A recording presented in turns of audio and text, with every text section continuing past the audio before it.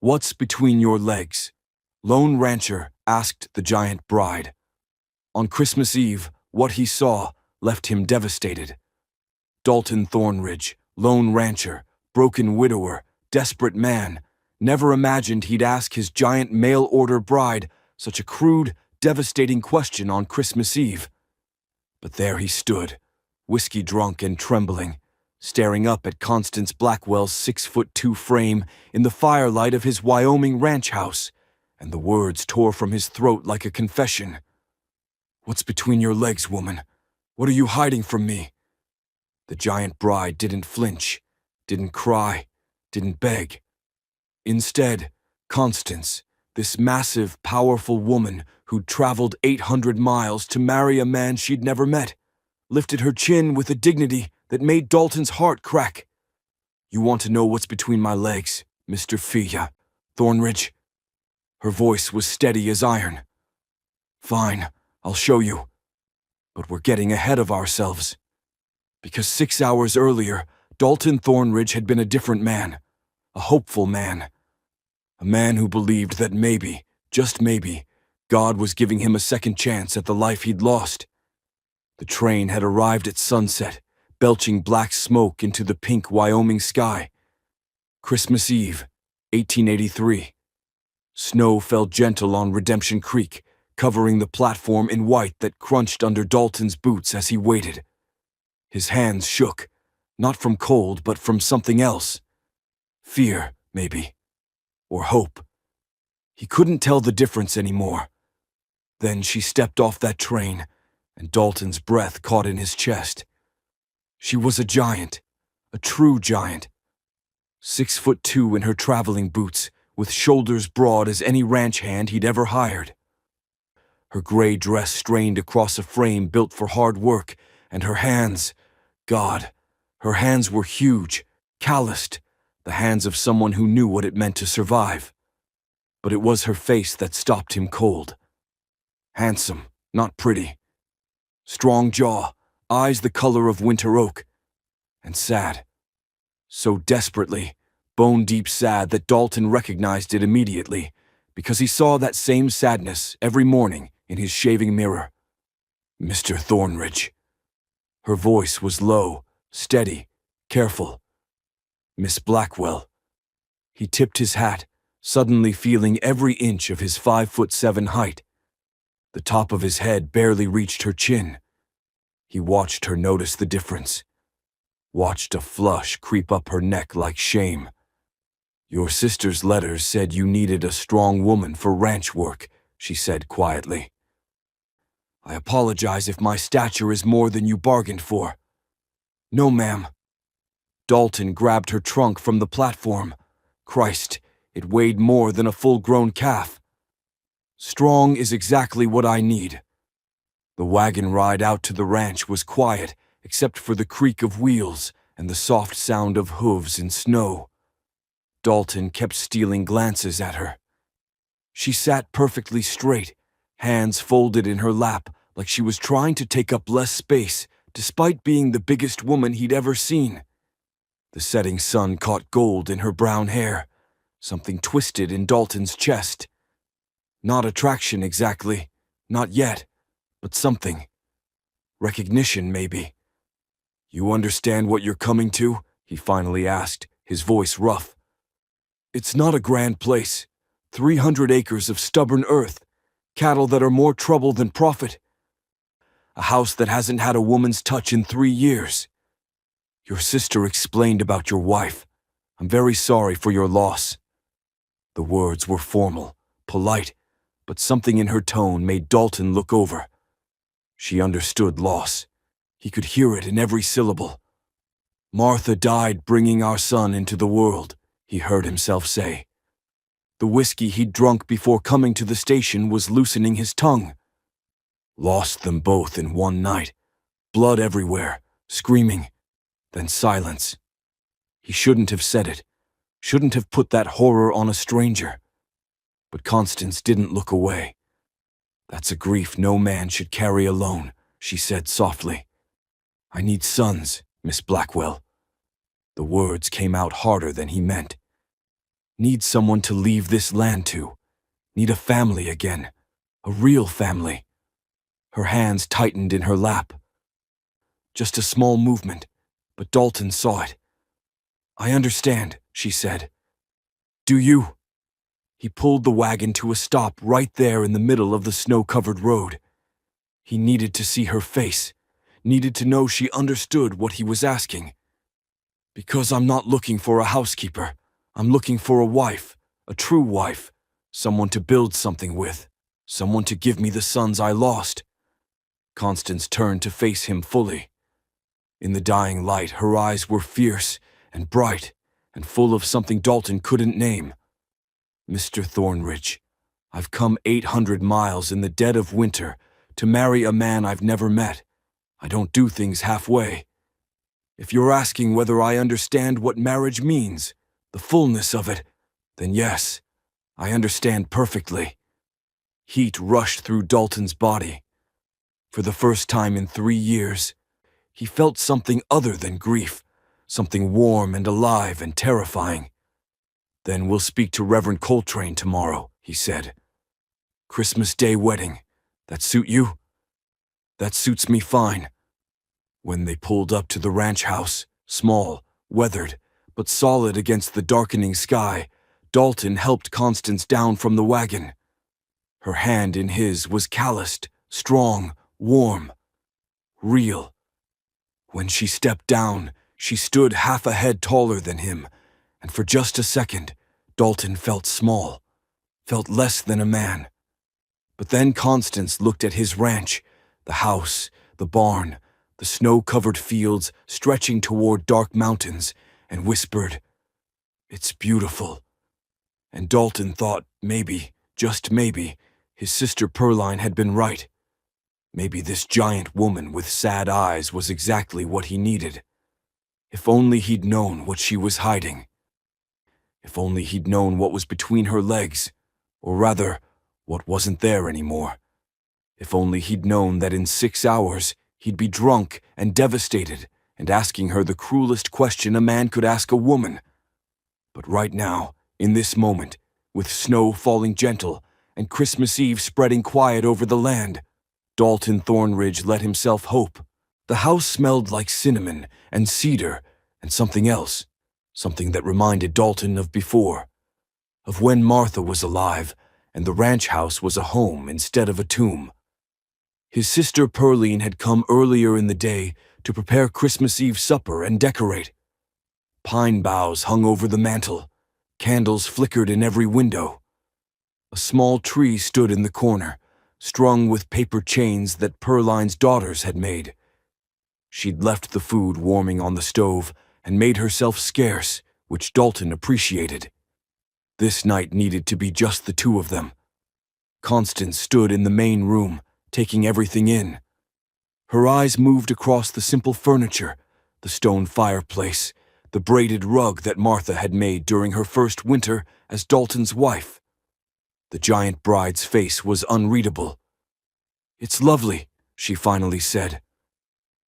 "Your sister is very kind.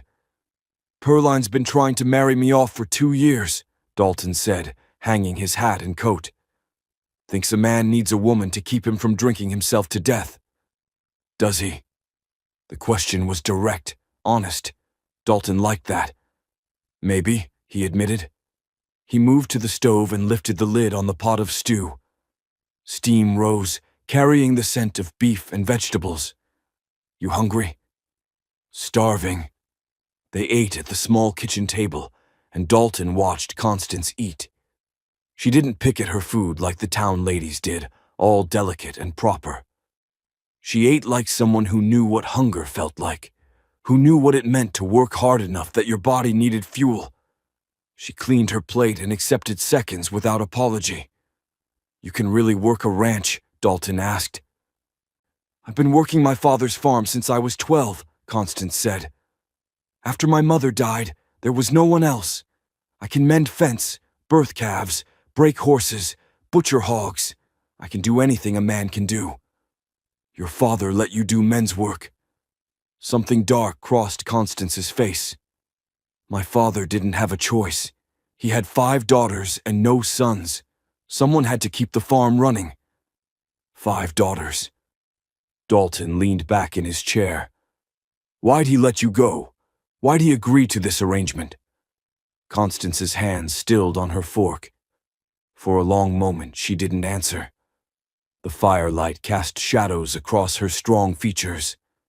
My father died 6 months ago, she said quietly. Left debts. My brothers-in-law took over the farm. Their wives made it clear I wasn't welcome anymore. Why not? Because I'm 29 years old and unmarried, Mr. Thornridge. Because I'm too tall, too strong, too unfeminine. Because no man in our town would have me. The bitterness in her voice was sharp enough to cut. Why wouldn't they have you? Dalton pressed. He needed to know, needed to understand what he was getting. Constance looked him straight in the eye. Because I'm built like a man. Because I intimidate them. Because they want delicate, decorative wives who make them feel big and powerful, and I make them feel small. The words hung in the air between them. Dalton thought about how he'd felt earlier, standing next to her. How small he'd felt. How less than. You don't make me feel small, he lied. Constance's smile was sad and knowing. You're a kind man, Mr. Thornridge, but we both know that's not true. Dalton stood abruptly, moving to the whiskey bottle on the shelf. He poured himself 2 fingers, then 3.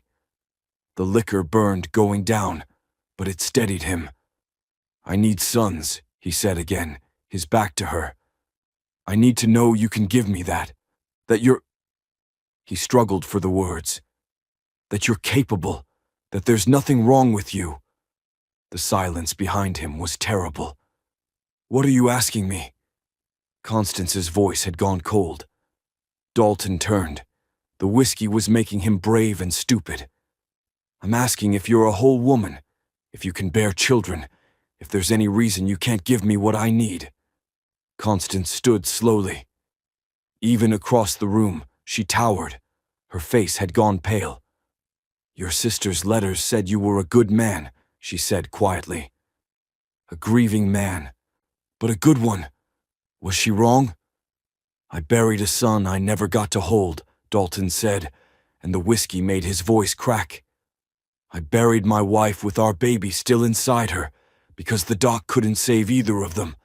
I've spent 3 years alone in this house, listening to the silence where a family should be.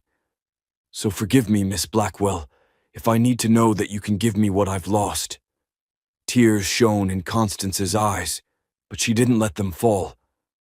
And if I can't, she whispered, if I'm not what you need, what then? The question should have been hypothetical, should have been nothing more than words. But the way she asked it, the way her voice broke on the word can't, sent ice through Dalton's veins. What are you saying? He asked. I'm saying... Constance's hands were shaking now. I'm saying that your sister's letters told me what you'd lost, told me what you needed. And I came anyway because I'm desperate and alone, and I thought maybe I could be enough, even if I can't. Can't what? Dalton's voice was rising. The whiskey and the grief and the fear were all mixing together into something ugly. Can't what, Constance? She flinched at his tone. Flinched like she'd been struck. And that's when Dalton's control snapped. That's when 3 years of grief and whiskey and loneliness turned him into someone he didn't recognize. That's when he crossed the room and grabbed her wrist, not hard but firm, and asked the question that would devastate them both. What's between your legs, woman? The words came out harsh, cruel, desperate. What are you hiding from me? Constance stared down at him. Tears were streaming down her face now, but her voice was steady as iron. You want to know what's between my legs, Mr. Thornridge? She pulled her wrist free. Fine, I'll show you. And she reached for the hem of her dress. Constance lifted her skirts slowly, deliberately, her eyes never leaving Dalton's face. Not with seduction, not with shame, but with a defiance so fierce it made the air in the room feel electric. Dalton's heart hammered against his ribs. The whiskey in his blood made everything feel distant and close at the same time.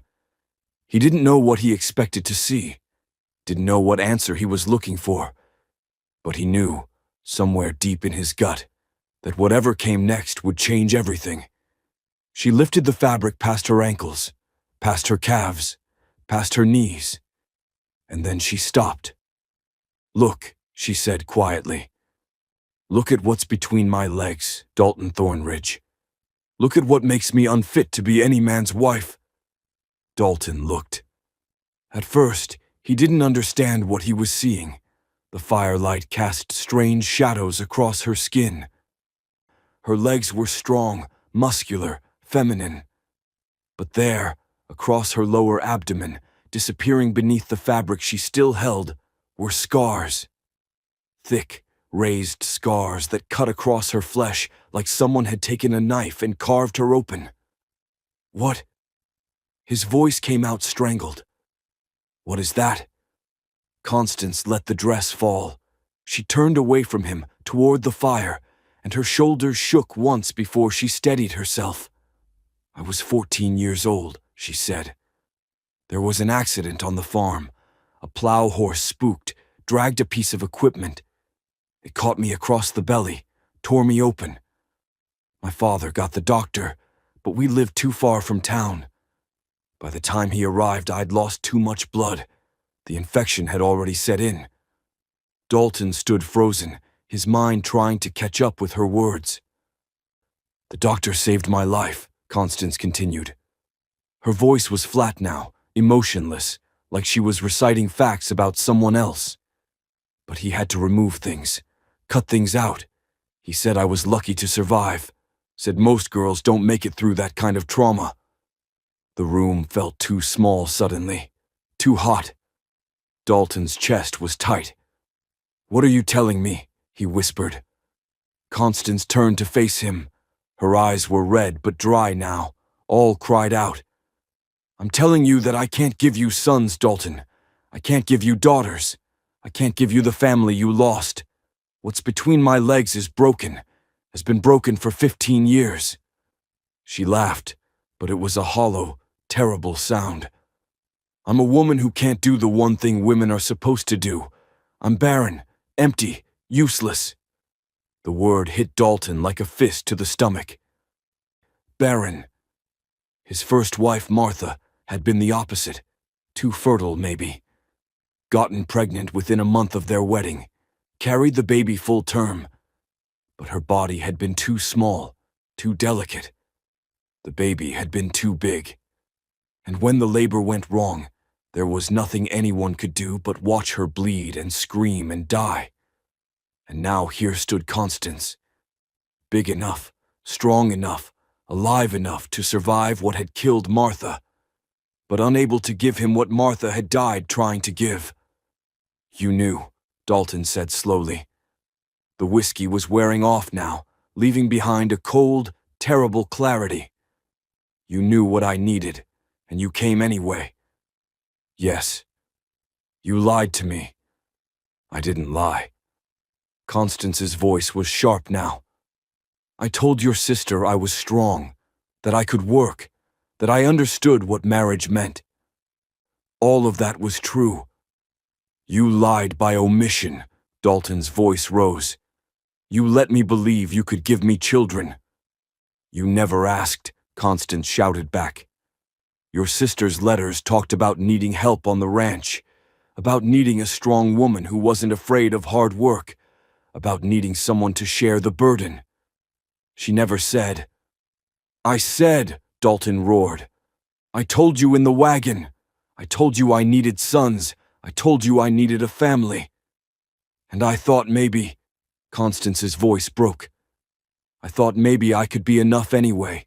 Maybe if I worked hard enough, if I was useful enough, if I gave you everything else, you wouldn't care that I couldn't give you that. Well, you thought wrong." The words came out cold, final. Dalton watched them land on Constance like blows, watched her flinch. watched her face crumple and then harden into something fierce and terrible. "You want to know why I really came, Dalton Thornridge?" she said quietly. "You want to know why a woman would travel 800 miles to marry a stranger? Tell me." "Because I'm 29 years old, and I've spent the last 15 years being told I'm worthless.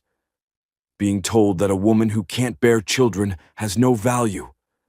Being pitied and mocked and rejected by every man who ever looked at me twice. My own sisters, my own blood, told me I was taking up space that should go to their children. Told me I should be grateful they let me sleep in the barn." Tears were streaming down her face again, but her voice never wavered. "So yes, I came here knowing I couldn't give you what you wanted. I came here hoping that maybe, just maybe, there was one man in this world who could see past that, who could look at me and see something worth keeping anyway." She wiped her face with the back of her hand. "But I was wrong. You're just like all the others. You look at me and all you see is what I can't give you, what I can't be." The silence that followed was crushing. Dalton stared at this woman, this giant, broken, desperate woman, and felt something crack open inside his chest. It wasn't anger anymore. It was something worse. Something that felt like grief and recognition and shame all mixed together. Because she was right. He had looked at her and seen only what she could give him. Had measured her worth by whether she could replace what he'd lost, just like the town had measured Martha's worth by whether she could survive childbirth. Just like everyone had measured Constance's worth by whether she could bear children. "I'm sorry," he whispered. "Don't." Constance shook her head. "Don't apologize. Just tell me what you want me to do. I can leave in the morning, take the train back east. You can tell people it didn't work out, that I wasn't suitable." "And then what?" Dalton asked. "Where will you go?" "I don't know." Her voice was so small now, so defeated. "I'll find something. I always do." Dalton looked at her standing there in his home, this woman who'd come so far, risked so much, hoped so hard. This woman who was everything he'd asked for, except the one thing he thought he needed most. And for the first time since Martha died, Dalton Thornridge asked himself a question he'd been too afraid to ask before. What if sons weren't the answer? What if legacy wasn't about blood? What if the family he was trying to rebuild was never meant to look like the one he'd lost? "Stay," he heard himself say. Constance looked up, shocked. "What?" "Stay. Tonight. It's Christmas Eve. We'll figure out the rest tomorrow." Christmas morning came quiet and cold. Dalton woke before dawn in the chair by the fireplace where he'd spent the night, his neck stiff and his head pounding from whiskey and shame. Constance had taken his bedroom without argument, and the house had been silent for hours. But now, as gray light filtered through the frost-covered windows, he heard movement upstairs. Soft footsteps, the creak of floorboards. Then nothing. Dalton stood, joints popping, and moved to stoke the fire. His hands shook as he added wood, but not from cold. From something else. From the memory of Constance's face when he'd asked her that cruel question. From the echo of her voice saying, "You're just like all the others." He heard her coming down the stairs and braced himself. Didn't know what to say. Didn't know how to fix what he'd broken.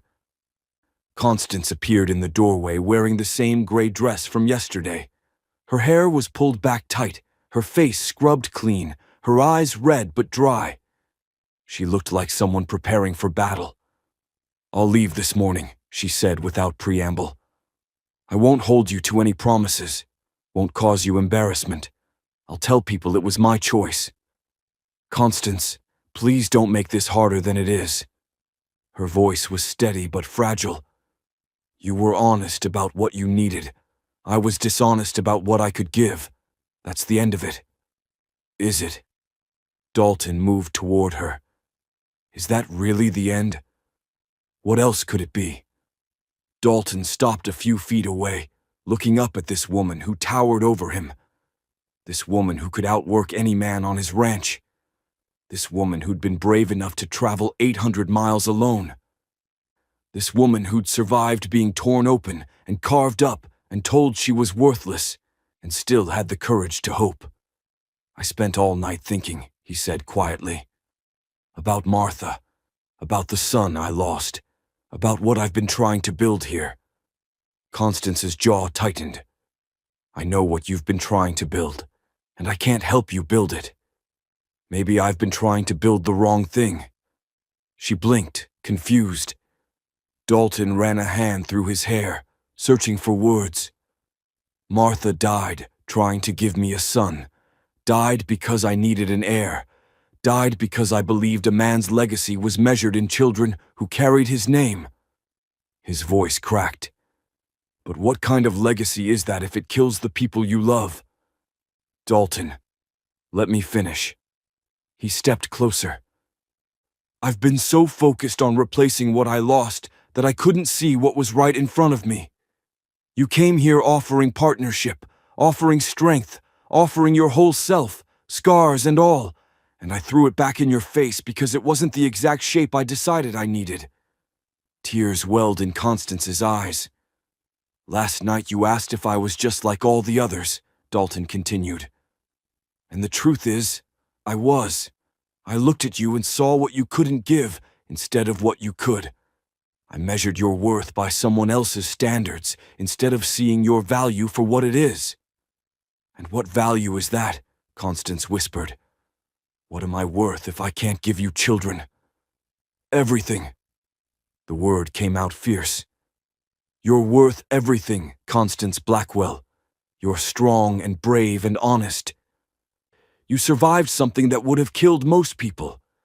You kept going when the world told you to give up. You traveled 800 miles on nothing but hope. That's not worthless. That's not broken. That's extraordinary." Constance was crying now, silent tears streaming down her face. "But I can't give you the family you want," she said. "Maybe not the family I thought I wanted," Dalton agreed. "But maybe the family I actually need. A partner instead of just a wife. Someone who can stand beside me instead of behind me. Someone who's strong enough to carry half the load. Hell, probably more than half." He reached up and gently touched her face, wiping away a tear with his thumb. "I'm not asking you to stay because you're convenient or because I'm settling. I'm asking you to stay because in one night, you showed me more courage than I've had in 3 years. You showed me what it looks like to be honest about your wounds instead of hiding them. You showed me that broken doesn't mean worthless." "Dalton." Constance's voice was barely audible. "What if it's not enough? What if someday you regret it? What if you wake up and realize you need more than I can give? What if I don't?" He took her hand, that big, strong, calloused hand that had known so much work and so much rejection. "What if this is exactly what I need? What if you're exactly who I need?" For a long moment, Constance just stared at him. Then slowly she sank to her knees. On her knees, she was exactly Dalton's height. Eye to eye. Equal. "I'm scared," she whispered. "So am I. I don't know how to be someone's wife. I don't know how to be someone's husband. Not anymore. Maybe we can figure it out together." Constance's hands came up to cup his face. Her touch was gentle despite her size. Tender, despite her strength. "You really want this?" she asked. "You really want me?" "I really want you." She kissed him then, soft and tentative and full of hope. And Dalton kissed her back, his arms wrapping around her broad shoulders, pulling her close. When they finally pulled apart, Constance was smiling. A real smile, the first one Dalton had seen on her face. "It's Christmas morning," she said. "We're supposed to go see Reverend Coltrane." "We are. You still want to marry me? Today?" Dalton looked at this woman kneeling before him. This giant, scarred, barren, extraordinary woman who'd shown him what courage looked like, who'd shown him that family wasn't about blood or legacy or replacing what you'd lost. Family was about choosing someone and being chosen, about seeing someone's wounds and loving them anyway. "I do," he said, "if you'll have me." Constance stood, pulling him to his feet. She was half a head taller again, but Dalton didn't feel small. He felt exactly the right size. "Then let's go get married, Dalton Thornridge." They walked to the church through fresh snow, under a sky so blue it hurt to look at. The bells were ringing for Christmas service, and people were gathering in their Sunday best. Dalton saw the stares, saw the whispers, saw people pointing at Constance's height, at the strange pairing they made.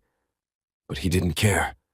He held her hand, that big, strong, beautiful hand, and walked with his head high. Reverend Coltrane married them after the Christmas service in front of the whole congregation. Dalton's sister Pearline cried. Some of the townspeople looked skeptical. But when Dalton kissed his bride, when Constance Thornridge smiled down at her husband with joy in her eyes, something shifted in the church. Because everyone there knew loss. Everyone there knew what it felt like to be broken. Everyone there understood, on some level, that Christmas was about redemption, about making something beautiful out of something wounded. That night back at the ranch, Dalton and Constance sat by the fire as husband and wife. She was mending a shirt. He was reading the newspaper. Simple, domestic, ordinary, and perfect. "Dalton," Constance said after a while. "Yeah?" "What you said this morning, about legacy. About family not being measured in children." She set down her mending. "Did you mean it?" "Every word." "Because there are other ways to build a family," she said quietly. "Other children who need homes, orphans, children without parents. We could, if you wanted, we could give them what we both needed, a place to belong." Dalton felt something warm spread through his chest, not the family he'd planned, not the legacy he'd imagined, but something better, something built not on replacing what he'd lost, but on creating something new. "Yeah," he said, his voice thick. "Yeah, we could do that." Constance smiled at him, that beautiful, rare smile that made her whole face light up. And Dalton Thornridge realized that what he'd seen between his giant bride's legs on Christmas Eve hadn't devastated him after all. It had saved him. Because sometimes what we think we need isn't what we need at all. Sometimes the things we see as broken are exactly what make us whole. Sometimes the questions we ask in anger lead us to answers we never expected. And sometimes a lone rancher and a giant bride, both carrying scars that should have destroyed them, can find redemption in each other's wounds. That's what Dalton saw when he looked at Constance now. Not what was missing, but what was there. Strength, courage, love, hope, everything that mattered, everything he'd ever truly needed. If this story touched your heart, if it made you see broken things differently, if it reminded you that worth isn't measured by what you can give others, but by who you are, hit that subscribe button right now. Turn on the notification bell so you never miss another story that will move you, challenge you, and remind you what it means to be human. And tell us in the comments, where are you watching from? What part of this story hit you the hardest? We want to hear from you. We want to know how this story landed in your heart. Subscribe, comment, share this with someone who needs to hear it. Because stories like this, stories about broken people finding wholeness, these are the stories that change us. Don't miss the next one.